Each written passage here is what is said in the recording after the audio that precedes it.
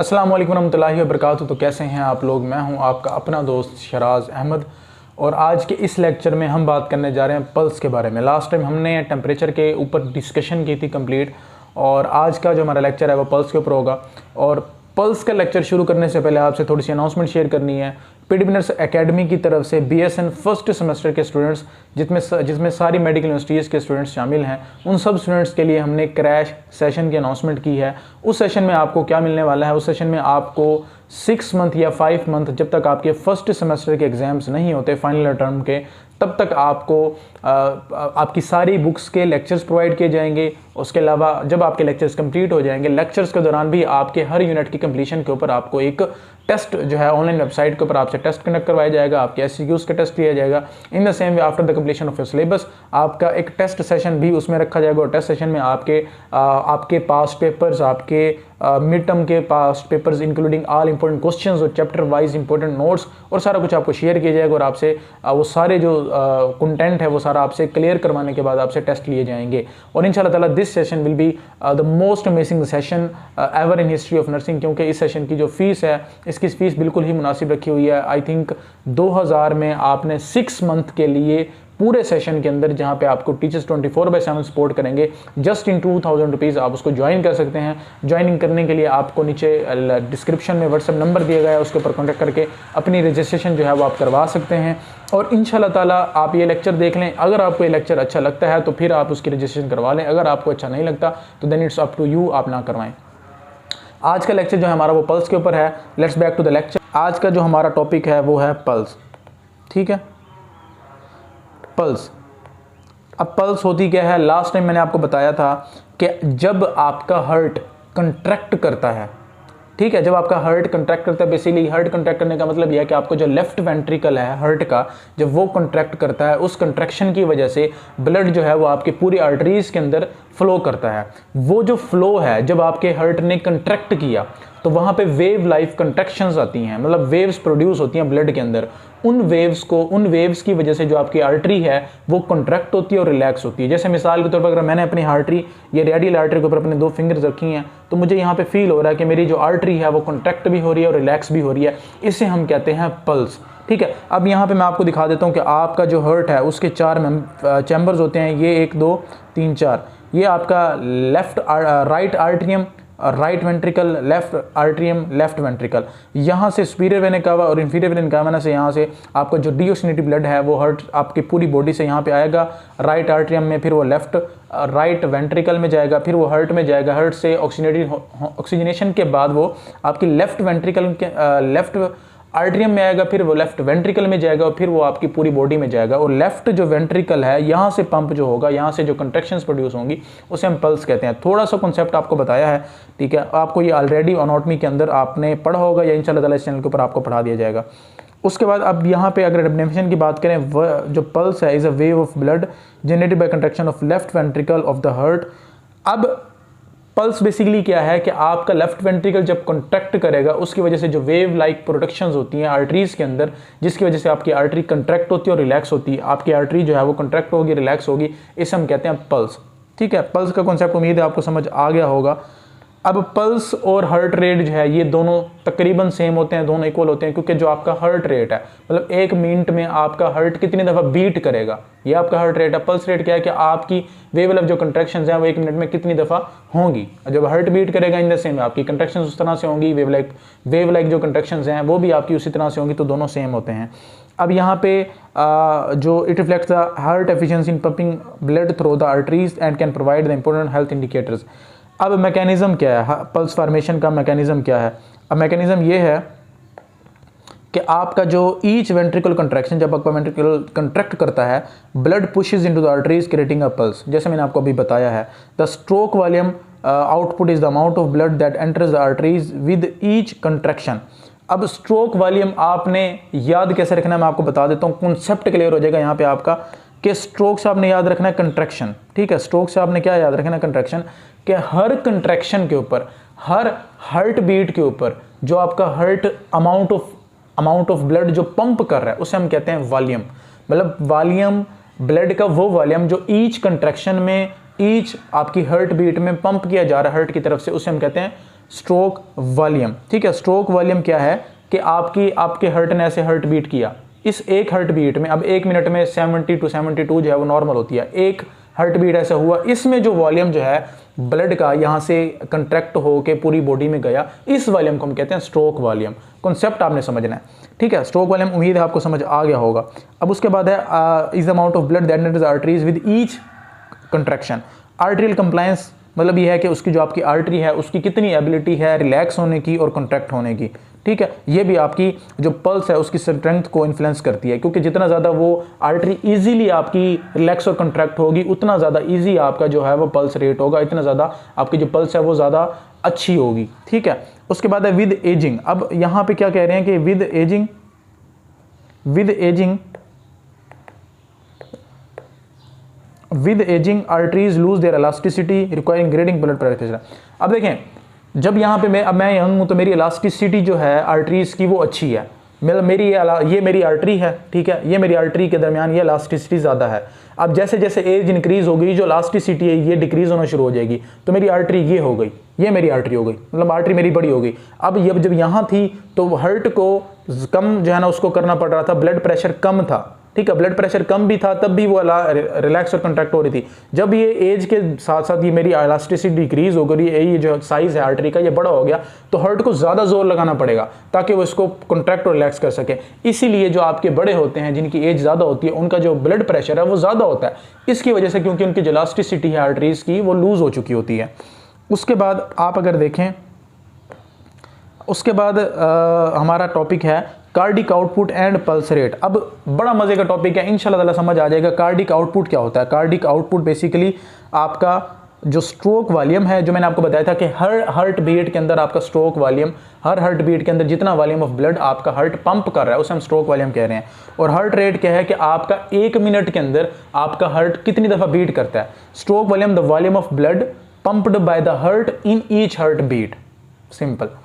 Heart rate क्या है? The number of beats, ठीक है, the number of beats in minute, number of beats per minute. एक minute में कितनी दफ़ा आपका जो हार्ट है वो पंप कर रहा है या बीट कर रहा है या कंट्रैक्ट कर रहा है। ठीक है, अभी हार्ट रेट पल्स रेट ये सेम है, मैंने आपको बताया। अब यहाँ पे एग्जांपल हम लेते हैं कि एक पेशेंट है जिसका जो है ना स्ट्रोक वॉल्यूम है 65। स्ट्रोक वॉल्यूम क्या हो गया? 65 ml हो गया, और उसका जो हार्ट रेट है वो 70 बीट्स पर मिनट है। नॉर्मल वैसे 72 70 ये नॉर्मल होता है अडल्ट में। एक पर्सन का, नॉर्मल पर्सन का 1 मिनट में 70 दफ़ा उसका दिल जो है वो धड़कता है, बीट करता है। अब जब 70 दफ़ा वो बीट कर रहा है और उसका स्ट्रोक वॉल्यूम हम अंदाज़ा लगा लेते हैं कि 65 ml है, अगर हम इन दोनों को मल्टीप्लाई करेंगे तो हमारे पास कार्डिक आउटपुट हो जाएगा। अब कंसेप्ट आप समझिएगा, कार्डिक आउटपुट होता है क्या है?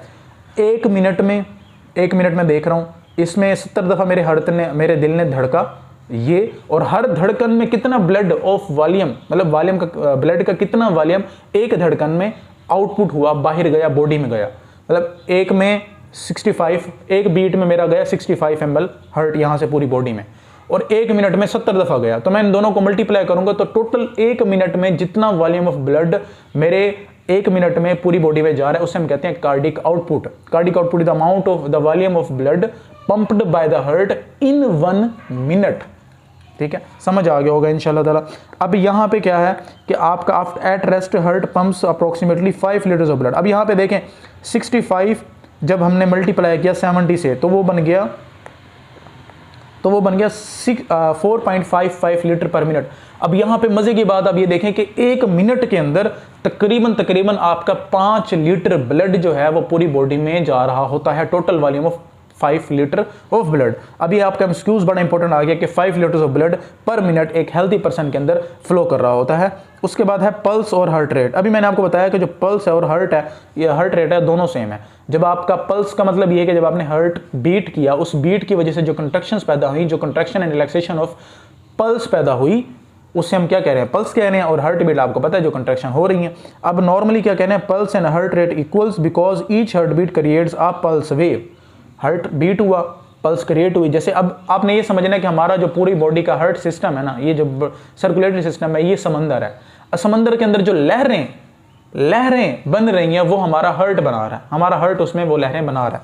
अब वो क्या कह रहे हैं कि दोनों जो हैं वो इक्वल होते हैं। अब किन कंडीशंस में इक्वल नहीं होंगे? मिसाल के तौर पर आपका हार्ट तो सही पंप कर रहा है, बट आगे से आपकी पेरिफेरी जो आर्टरीज हैं, पेरिफेरी क्या होता है बेसिकली, दिस इज मी, ये मेरा ट्रंक है, ये मेरा ट्रंक है, और ट्रंक के अलावा जो मेरे हाथ नजर आ रहे हैं, मेरे पाँव, ये लेग्स, ये सारा हमारा पेरिफेरी होता है, और इन आर्टरीज को हम पेरिफेरी आर्टरीज कहते हैं।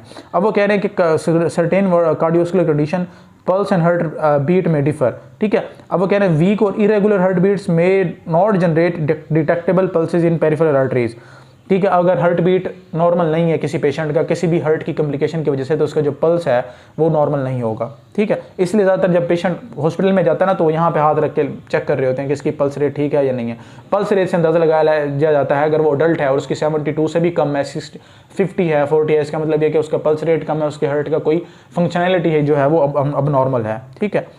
उसके बाद types of pulse, 2 types of pulse होती हैं, पेरिफेरल पल्स और apical pulse.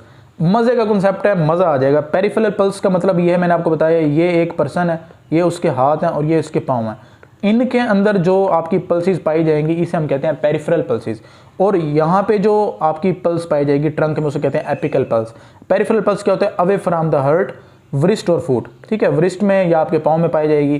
Common sides radial pulse, this is the radial pulse, पाँव के अंदर dorsal pedalis, brachial pulse, this is your brachial pulse, और कैरोटिड पल्स जो है ना आपकी इस यहाँ पे गर्दन में होती है। ये हम सारी पेरिफेरी पल्सेस सारी हैं, और ये ट्रंक वाली जहाँ पे हार्ट वाली उसे हम कहते हैं एपिकल पल्स। अब एपिकल पल्स आपने समझना है, central pulse located at the apex of the heart measured by auscultation using stethoscope. जब आप हॉस्पिटल में जाते हो तो सबसे पहले डॉक्टर स्टेथ लगा के आते हैं और यहाँ पे आपका स्टेथ रखते हैं, वो बेसिकली आपके एपेक्स वाले पॉइंट पे उस स्टेथ को रख रहे होते हैं और वहाँ से उसकी साउंड जो है वो अपने स्टेथोस्कोप के जरिए सुन रहे होते हैं।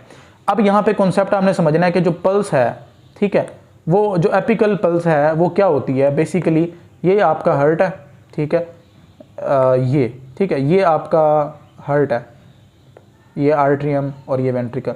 यहाँ पे जो आपकी राइट नहीं लेफ्ट वेंट्रिकल है, लेफ्ट वेंट्रिकल का एक पोर्शन होता है जिसे हम एपेक्स कहते हैं, ये वाला पोर्शन राइट आर्ट्रियम के साथ ये वाला पोर्शन इसे हम कहते हैं एपेक्स, ठीक है। इस एपेक्स के ऊपर जो आर्टरी होती है इसे हम कहते हैं एपिकल पल्स, ठीक है, एपेक्स ऑफ द हार्ट के ऊपर। अब मजे की बात आपने यहाँ सुननी है, ये वाली जो लेयर है हार्ट की ये स्ट्रोंगर होती है, थिक होती है। क्यों थिक होती है, क्योंकि इस लेफ्ट वेंट्रिकल ने पंप करना है, ताकि वो जो पंप ज्यादा तेजी से करेगा, ताकि वो पूरे बॉडी के अंदर उसने ब्लड सप्लाई करना है, तो उसकी जो वाल है वो थिक होगी ताकि वो अच्छे से पंप कर सके, ठीक है।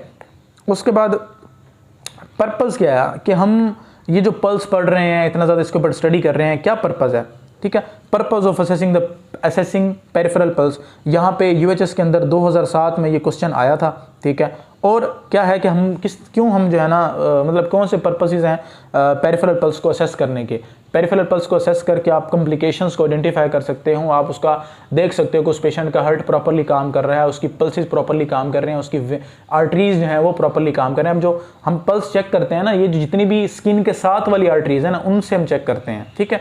ये जैसे ब्रेकियल आपकी ब्रेकियल पल्स, आपकी रेडियल पल्स, इस तरह से डोर्सोपेटालिस वाली, ये सारी। अब पहला पॉइंट हमारा ये है to establish baseline data for subsequent evaluation. हमने एक पेशेंट का बेसलाइन डाटा इससे मेजर कर लेना होता है कि अगर हम बाद में फ्यूचर में इसकी पल्स की आइडेंटिफिकेशन करें, तो पहले अगर 70 था अब 62 क्यों आ रहा है, पहले अगर 80 था तो अब 22 अभी 45 क्यों आ रहा है, तो वो चेंज आ रहा है ना, उसकी वजह से हमने उसको पहले ही मेजर कर लिया था, उसे हम कहते हैं सब्सिक्वेंट एवल्यूएशन। फर्दर एवल्यूएशन के लिए हम उसको यूज कर सकते हैं।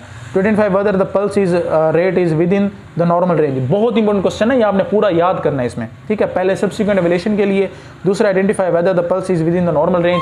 नॉर्मल रेंज मैंने आपको बताया कि 72 होती है या 70 होती है नॉर्मल पर्सन के अंदर, वो आइडेंटिफाई करने के लिए। In the same way to determine pulse volume whether the pulse rhythm is regular. Pulse volume check करने के लिए हम देखते हैं। अब देखें पल्स वॉल्यूम क्या होता है, बेसिकली पल्स की स्ट्रेंथ, पल्स की जो स्ट्रेंथ है वो कितनी है। अब मैं समझा रहा हूँ आपको, ये मैंने हाथ यहाँ पे लगाया, अगर यहाँ पे मुझे बिल्कुल स्लो पल्स फील हो रही है पेशेंट की, पेशेंट हमारे पास आते हैं इमरजेंसी के अंदर, पल्स जो है वो बिल्कुल स्लो मुझे फील हो रही है, तो मैं उसको पल्स का जो ग्रेडिंग स्केल है उसके अंदर मैं उसको दूंगा, बिल्कुल मुझे फील ही नहीं हो रही, तो मैं उसको कहूँगा 0, उसका नंबर होगा 0, ठीक है। अगर पल्स मुझे हल्की सी माइनर फील हो रही है, मैं उसको नंबर दूंगा 1 का। अगर मुझे पल्स जो है वो नॉर्मल फील हो रही है, जैसे मुझे अभी फील हो रही है, मैं उसको दूंगा नंबर 2 का। अगर उसको पल्स जो है वो बल्जिंग है, मतलब बहुत ज़्यादा तेज़ है, बहुत ज़्यादा है, तो मैं उसका नंबर दूंगा 3 का। अब जो 3 भी कॉम्प्लिकेशन है, 0 और 1 भी कॉम्प्लिकेशन है, जो 2 है ये नॉर्मल है, नॉर्मल पल्स है, ठीक है। उसके बाद हमने नॉर्मल चेक करना होता है to determine the equality of corresponding peripheral pulses on each side of the body. मतलब ये है कि अगर मेरी इस साइड पे पल्स दो उसका स्केल आ रहा है तो इस साइड पे भी उसका स्केल जो है स्केल नंबर 2 आना चाहिए। उसके बाद to monitor assess changes in client health status check करने के लिए हम इसको करेंगे। तो उसके बाद क्या है, अगर कोई अल्टरेशन आई है उसकी कार्डिक रिथम में, haemorrhage, acute pain, infusion of large volumes of blood और फीवर, इन सब कंडीशंस के अंदर आपका जो पल्स है वो चेंज हो जाती है, क्योंकि आपका कार्डिक जो फंक्शन है कार्डिक रिथमियाज हो जाता है, आपका कार्डिक प्रॉपर्ली फंक्शन नहीं कर रहा होता। To evaluate the blood perfusion with extremities, कि आपकी पूरी जो एक्सट्रीमिटीज़ कहते हैं ये वाली जो आपकी पेरिफेरी हैं, जो हार्ट से अवे वाले पोर्शन उसका एक्सट्रीमिटीज़ कहते हैं, उनमें जो ब्लड का परफ्यूजन है, मतलब जो ऑक्सीजन की सप्लाई है उन एरियाज़ के अंदर क्या वो प्रॉपरली हो रही है, उसको हम असेस करने के लिए पल्स की जो है वो असेसमेंट करते हैं। ठीक है, अब factor affecting pulse, factor affecting वो कौन से फैक्टर्स हैं जो कि पल्स को अफेक्ट करते हैं। Pulse measured in beats per minute, pulse is beats per minute, varies due to various physiological and factors. Nurse must consider these factors when assessing a pulse patient की pulse check करने के लिए। पहला है as. ठीक है, as जो है वो डिपेंड करती है, हर एज के ग्रुप के मेंबर्स की जो पल्स का रेट है नॉर्मल वो डिफरेंट है। यहाँ पे थोड़ा सा मैं आपको बता देता हूँ, जैसे अगर एक न्यू बोर्न है उसका जो पल्स रेट होगा वो 100 से 180 बीट्स पर मिनट होगा, क्योंकि उनका मेटाबॉलिज्म जो है वो बहुत ज़्यादा होता है। उसको मीट करने के लिए बच्चों की जो पल्स है, जो उसका धड़कन होता है ना, वो आप अगर देखना पीड्स वार्ड में आप देख सकते हो, नर्सरी में देख सकते हो, पेशेंट बच्चे जो होते हैं ना वो बहुत ज़्यादा धड़क रहा होता है उनका दिल, क्योंकि उनका पल्स रेट बहुत ज़्यादा होता है। 100 से 180 उनके लिए नॉर्मल होता है, हालांकि नॉर्मल एक अडल्ट के लिए नॉर्मल नहीं है। अडल्ट का अगर ऐसा होगा तो उसको कोई ना कोई अबनॉर्मल कंडीशन है, बच्चे के लिए नॉर्मल है। न्यू बोर्न के लिए ये हो गया। इन्फेंट ऐसा होता है जो एक महीने से 1 साल का बच्चा होता है, उसका पल्स जो है वो 100 से 160 होता है नॉर्मल। उसके बाद इन्फेंट के बाद होता है आपका मतलब आपका टोडलर। ठीक है, 1 साल से 3 साल का बच्चा वो 90 से 150 नॉर्मल होता है। इस तरह से अब जो टीन एज होते हैं, मैं सारा आपको नहीं बता रहा कि टेबल है, टीन एज होते हैं जो 13 से 18 साल की होती हैं या होते हैं, उनका जो है वो होता है 40 to 60। ठीक है, 40 to 60 उनका जो है वो नॉर्मल होता है पल्स रेट। ठीक है, उसके बाद मतलब इस तरह से आप ये देख सकते हो। उसके बाद जो है हमारा एज जो है वो डिफरेंट एज के डिफरेंट पल्स रेट नॉर्मल होते हैं। सेक्स की अगर हम बात करें, after puberty male have great pulse rate than females, males का lower pulse rate than females. Lower pulse rate male का क्यों होता है? हालांकि अपेरेंटली देखा जाए तो हम ये सोचेंगे कि यार मेल का जो पल्स रेट है वो ज़्यादा होना चाहिए फीमेल से, बट कम होता है। क्यों कम होता है? क्योंकि मेल का जो दिल का साइज़ है, जो हार्ट का साइज़ है वो बड़ा होता है। हार्ट का साइज़ बड़ा होता है, उनकी मेटाबॉलिज्म जो है एज़ कम्पेयर टू फीमेल कम होती है, साइज़ बड़ा होता है, उनके ब्लड प्रेशर थोड़ा सा ज़्यादा होता है, उनको ब्लड की सप्लाई करने के लिए हार्ट को इतना ज़्यादा बीट नहीं करना पड़ता है as compare to female. Female में क्या होता है? फीमेल के अंदर एक तो उनकी फैट की डिपोजिशन ज़्यादा होती है, उसकी वजह से उनका जो मेटाबॉलिज्म रेट है वो ज़्यादा होता है। मेटाबॉलिज्म रेट को मीट करने के लिए आपकी जो पल्स है वो ज़्यादा होती है, और उनके हार्ट का जो साइज़ है वो भी कम होता है। जब ब्लड प्रेशर कम होगा तो हार्ट रेट ज़्यादा करना पड़ेगा ताकि ब्लड सप्लाई को मीट किया जा सके। ठीक है, उसके बाद एक्सरसाइज में क्या होता है कि फिजिकल एक्टिविटी में आपका पल्स रेट इंक्रीज हो जाता है। एथलीट्स का जो है वो लोअर रेस्टिंग हार्ट रेट होता है due to the cardiac efficiency, ज़्यादा एफिशिएंसी होती है, उनका हार्ट रेट कम होता है। ठीक है, उसके बाद फीवर के अंदर भी आपका पेरिफेरल वैसोडिलेशन होती है, वैसोडिलेशन की वजह से ब्लड प्रेशर लो हो जाता है, इसकी वजह से हार्ट रेट है, ये जो पल्स रेट है उसको इंक्रीज़ करना पड़ जाता है। मेटाबॉलिज्म ज़्यादा होता है, उस वजह से भी पल्स आपकी इंक्रीज़ हो जाती है। मेडिकेशन में क्या होता है? कोई स्पेसिफिक मेडिकेशन होती हैं जो आपके हार्ट रेट को डिक्रीज़ कर देती हैं, जैसे डिजिटैलिस। ठीक है, और कुछ ऐसी होती हैं आपके हार्ट रेट को इंक्रीज़ कर देती है, जैसे एपिनेफ्रिन आपको पता है कि आपके फाइट और फ्लाइट वाली कंडीशन में, स्ट्रेस की कंडीशन में ये हार्मोन रिलीज़ होता है और इसमें आपकी हार्ट रेट जो है वो भी इंक्रीज़ हो जाता है, क्योंकि आपके फाइट और फ्लाइट वाली कंडीशन होती है। ठीक है, हाइपोवोलेमिया, अगर वॉल्यूम कम होगा और डिहाइड्रेशन है, तो जब वॉल्यूम कम होगा ब्लड प्रेशर कम होगा, ब्लड प्रेशर कम होगा तो हमें हार्ट का जो ब्लड है वो पहुंचाना है बॉडी तक, तो हमें क्या करना पड़ेगा? उसकी हार्ट रेट जो है वो इंक्रीज़ करना पड़ जाएगा।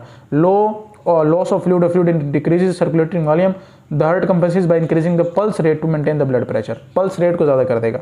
स्ट्रेस में मैंने आपको बताया emotional stress, fear, anxiety, pain stimulates the sympathetic nervous system. अब ऑटोनोमिक नर्वस सिस्टम के दो होते हैं, एक होता है सिंपैथेटिक नर्वस सिस्टम, एक होता है पैरासिम्पैथेटिक नर्वस सिस्टम। अब सिंपैथेटिक नर्वस सिस्टम क्या होता है? फाइट और फ्लाइट वाली कंडीशन होती है, उसके अंदर आपकी जो हार्ट रेट है वो इंक्रीज हो जाता होता है, in increasing heart rate and force of contraction. ठीक है, उसके बाद पोस्चर चेंजेस क्या? Sitting and standing can cause blood pooling in the veins. अभी मैं आपके सामने बैठा हूँ तो मेरी वेंस जो है वो स्पेसिफिक एट पॉइंट्स के ऊपर दबी हुई होंगी। तो जो ब्लड पुलिंग का मतलब होता है वहाँ पे ब्लड रुका होता है या ब्लड स्लो होता है, जिसकी वजह से वो जो सिटिंग या स्टैंडिंग की पोजीशन है, जो एक प्रॉपर पोजीशन होती है, उसमें आपका ब्लड पुलिंग हो जाती है। There is temporary low blood pressure promoting the heart beat faster. अभी मेरी बीट जो है वो फास्ट कर रही होगी। अभी जो मेरी बीट है वो फास्ट कर रही होगी क्योंकि मैं एक सिटिंग पोजीशन में बैठा हूँ। पैथोलॉजिकल कंडीशंस क्या है? Heart disease, respiratory condition such alter the pulse rate, ठीक है, ऑक्सीजनेशन, COPD, अनीमिया काज, टैकीकार्डिया, ये सारी जो कंडीशन है, इन कंडीशंस के अंदर भी आपका जो हार्ट रेट इंक्रीज हो जाता है। अब यहाँ पे हमने टेबल आपको दी हुई है, ये आपकी कूजियर वाली किताब की एग्जैक्ट टेबल, आपने इसको याद रखना है। और यहाँ से आपके MCQs बहुत ज़्यादा आते हैं। अभी मैंने आपको 2 पास पेपर के क्वेश्चन बताए हैं, 2-3 MCQs बताए, और ये सारे MCQs हैं। न्यू बॉर्न के अंदर 80 से 180, 130 नॉर्मल है। 1 साल के लिए 80 से 140, 120 नॉर्मल है। 5 से 8 के लिए 100, 75 से 120 नॉर्मल है। 10 साल के लिए 50 से 90 नॉर्मल है। टीन एज के लिए भी 50 से 90 नॉर्मल है। और अडल्ट के लिए 60 to 100 जो है वो नॉर्मल है। और जैसे मैंने अभी आपको बताया, उसके बाद ओल्डर अडल्ट के लिए भी 60 to 100 जो है वो नॉर्मल है। ठीक है, तो ये था आज का लेक्चर। नेक्स्ट लेक्चर में हम बात करेंगे about the pulse taking sites in the body, और वो पल्स टेकिंग साइट्स किस तरह से उसको यूज़ किया जा सकता है, कौन सी मेडिकल कंडीशन के अंदर उनको यूज़ किया जा सकता है। इस तरह का डिटेल लेक्चर आपको इंशाल्लाह ताला इस चैनल के ऊपर मिल जाएगा। चैनल को सब्सक्राइब लाजमी कर लें, और हमारे सेशन वगैरह आपने ज्वाइन करना तो उसको भी कर लें। यहाँ पे वी आर नॉट एबल कि हम आपको बहुत सारा पढ़ा दें, बट सेशन के अंदर आपको प्रॉपर 1-1 घंटे 1.5 घंटे का लेक्चर होगा, जहाँ पे आपका सारा सिलेबस इसी तरह डीप अंडरस्टैंडिंग के साथ क्लियर करवाया जाएगा। We are not just confined to the numbers of the university, we are just trying to make students clear concepts about their studies and they can participate in international test like NCLEX or other further test, ताकि वो उनके जब base line के concepts clear होंगे तो further जाके उनको कोई भी इशू फेस नहीं करना पड़ेगा। तो मिलते हैं नेक्स्ट लेक्चर में, तब तक के लिए दें इजाज़त अपने सर को। Thank you so much. अल्लाह हाफिज़।